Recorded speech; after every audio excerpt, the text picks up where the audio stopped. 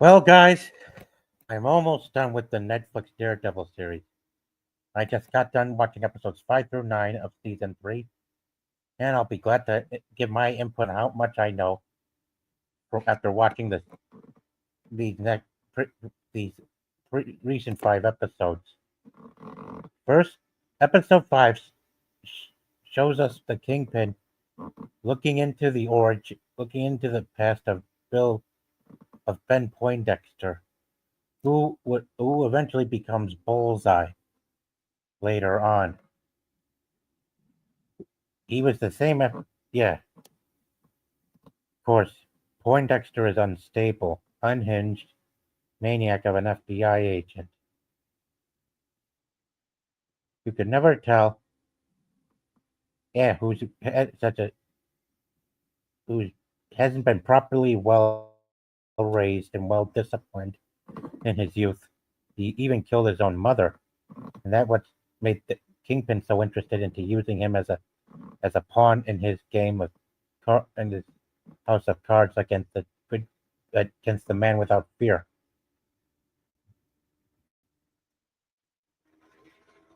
Meanwhile, as the show goes on, as the show goes on, Foggy Nelson continues running for DA, for district attorney in the in New York City, while Karen feels threat feels threatened by people seeking to investigate her for the killing of John Wesley, King Wilson Fisk's best friend that she killed in season 1. Yeah, the guy with the glasses that Fisk got whose death got the Kingpin so upset, so angry over. Yeah, no shit, guys. Eventually, meanwhile, Kingpin is still under house FBI protection and house arrest. He has this secret room. He has this security room of his own where he monitors pretty much almost everywhere in the entire city while monitoring activities inside the building. Yeah, it's where he's been pulling the strings.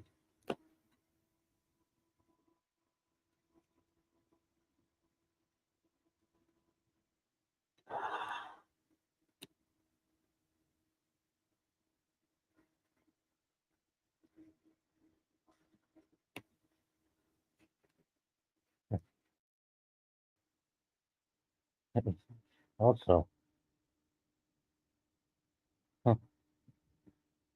well, eventually, also, Poindexter has also been having trouble controlling his schizophrenia, his unstable behavior. Uh, He has this unstable behavior of not being able to endure criticism and other stuff that he ended up losing his shit, throwing plates and stuff all around the house and stuff. And he has to listen to recordings of his conversation with his mom to help him stay in tone with to help him stay balanced. Meanwhile, he's been seeking out this chick called Julie. Yeah, he's been stalking her.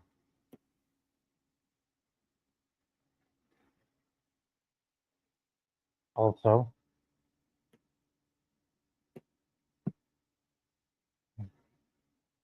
Matt, as usual, is still putting up with hallucinations of the Kingpin in his head.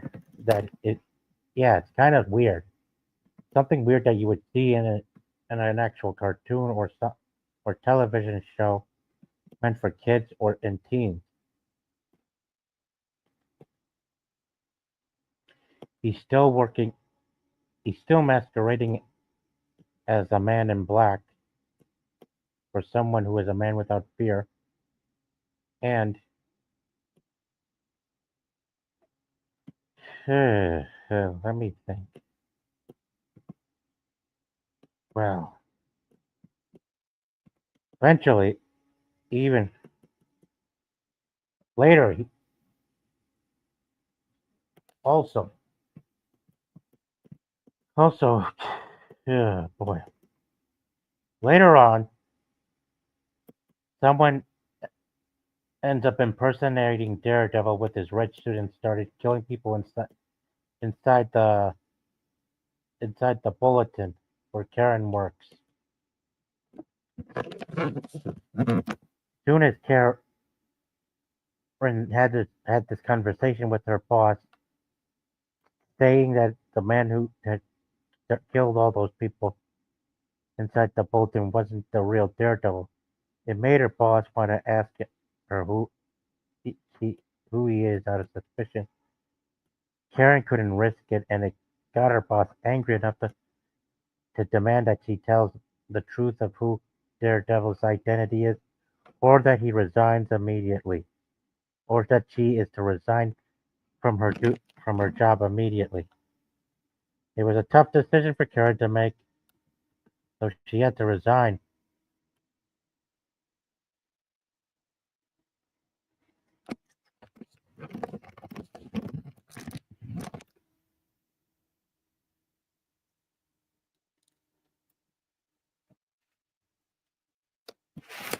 Well, meanwhile, Poindexter starts trying to reach out to this chick he's interested in, only to pervert, only to only to shrug her off, only to make her shrug off, and it got her angry,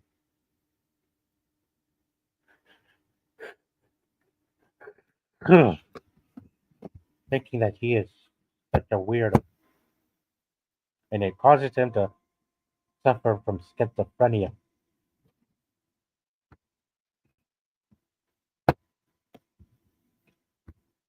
Yeah. Meanwhile, well,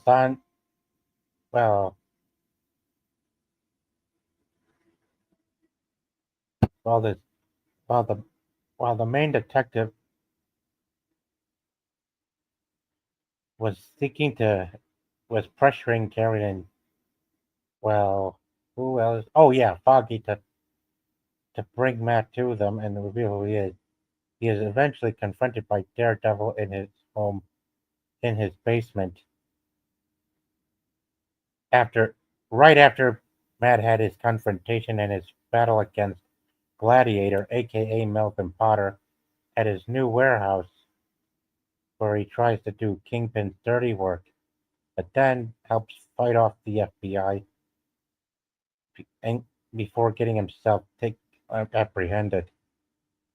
Yeah, he also met this woman named Betsy, who was serving as parole officer. And Matt tells her to get out of the city. But who knows if she's still alive or not?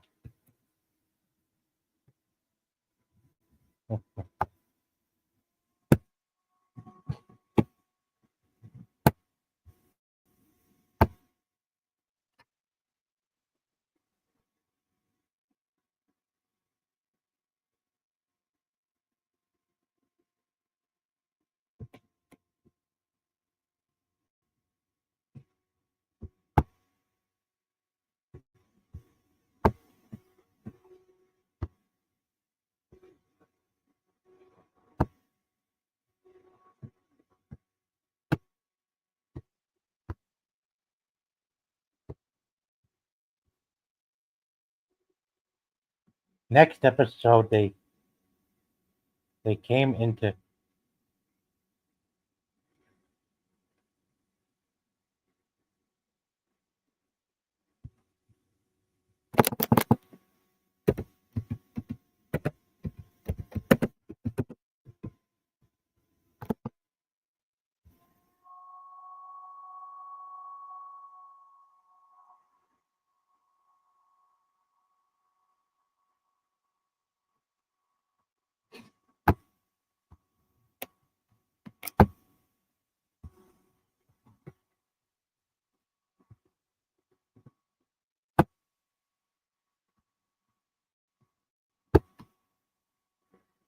Oh boy.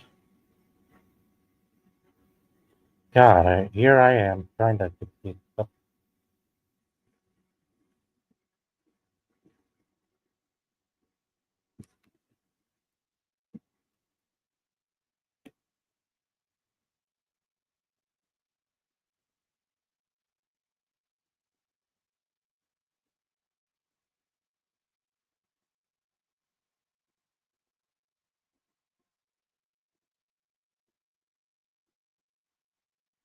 Okay. Next episode, Matt goes with Sanjay into into Poindexter's apartment to investigate for clues on what they could use to bring him in. Only for the only for the two to escape out the window, out the out the side window, going up to the roof to escape his range. But eventually, Sanya gets Sanja. Well, Sanya gets shot in the in the hip by Poindexter, while Murdoch used much of what they could be found in their vicinity to make him waste some bullets so that the detective can and make it out of the firing range alive. Yeah.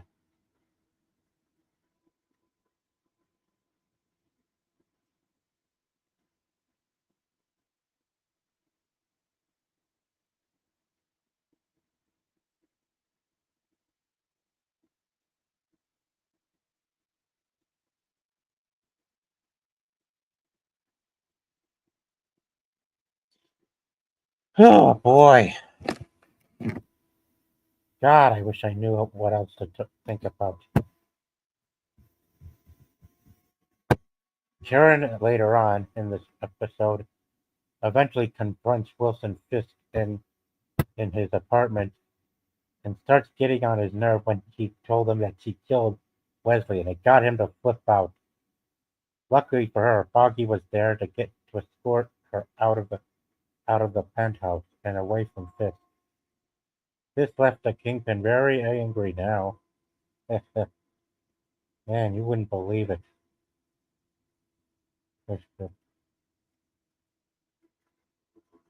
Wow.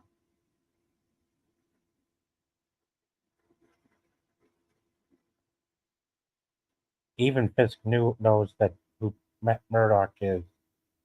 She knows that Matt Murdock is Daredevil. Make no mistake, guys.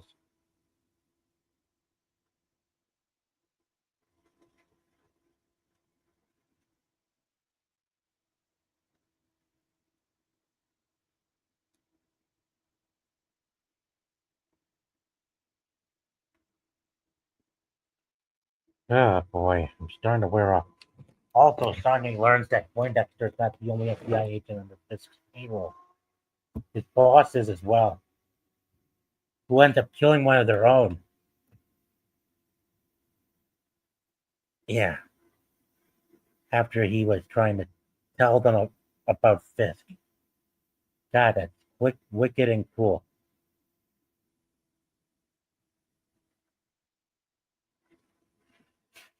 Oh boy.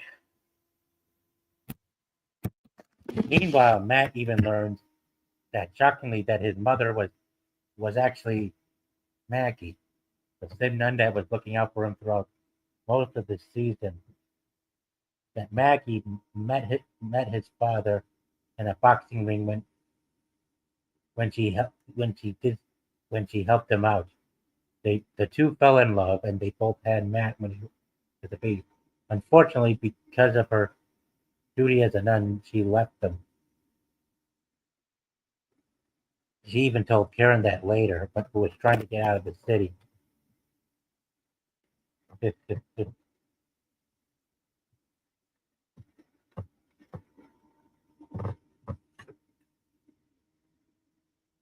While they were at it, this was sending the FBI led by Poindexter into into round into apprehending and rounding up as many mob bosses as possible in efforts of getting them to start obeying him.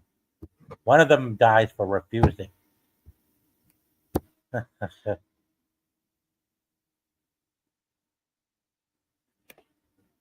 Wow. By the, by the end of the episode, Matt learns that Kingpin has discovered Karen's hideout, and now he has to save her somehow. Well, that'll be it. I wish I could talk more. Oh, one more. Oh, yes. And Boggy Nelson also went to interrupt the political speech made by his political opponent running for district for attorney.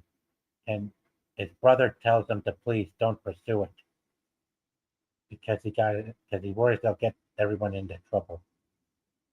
Well, good night, folks. Past midnight, I need my sleep.